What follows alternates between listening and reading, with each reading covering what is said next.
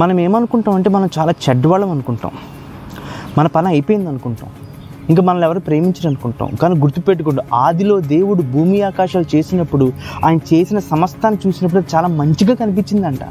దేవుడు నిన్ను నన్ను చాలా మంచిగా చేశాడు, ఆయన స్వరూపంలో చేసి ఇది చాలా మంచిగా ఉందని ఆయన చూశాడు మనల్ని. ఇంకా మనం చెడ్డవాళ్ళని ఎక్కడ అవుతాం? కానీ మనమే చెడిపోయాం. దేవుడు మనల్ని చెడ్డగా చేయలేదండి, మనం చెడిపోయాం. మన దురాశలు, దురలవాట్లు ఇవన్నీ మనల్ని దేవుడికి నుంచి దూరం చేసేసినాయి. ఆదిలో దేవుడు మానవుడితో మాట్లాడుకునేవారు, దేవుడు మానవుడు మాట్లాడుకునేవారు, డిస్కస్ చేసుకునేవారు. కానీ మనం చేసిన పాపాలే దేవుడికి మనకి దూరాన్ని పెంచేసింది.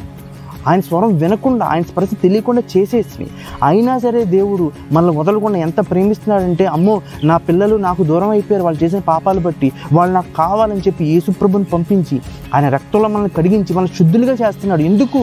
మనలోకి వచ్చి నివసించడానికి. మనం అయినా సరే అది తెలిసి కూడా మనం ఇంకా పాపాల్లోకి వెళ్ళి మారుమనసు పొందిన తర్వాత కూడా కుక్క తన వాంతిని తిరిగి తిన్నట్టు మనం మారుమనసు పొంది మళ్ళీ పాపంలోకి వెళ్తున్నాం. కానీ పరిశుద్ధంగా మారి దేవుని మన హృదయంలోకి తెప్పించుకొని దేవుడితో మళ్ళీ రిలేషన్ పెంచుకుందాం అనే ఆలోచన మనలో ఎవ్వరికీ లేదు. గుర్తుపెట్టుకోండి, మన ప్రార్థనలు మన మారుమనసు పొంది మంచిగా మారితేనే వర్ధిల్లుతాయి. మన చెడుగా ఉంటే మన ప్రార్థనలు వర్ధిల్లవు. మన చెడుగా ఉన్నప్పుడు పశ్చాత్తాపడితే మన ప్రార్థన వర్ధిల్లుతాయి.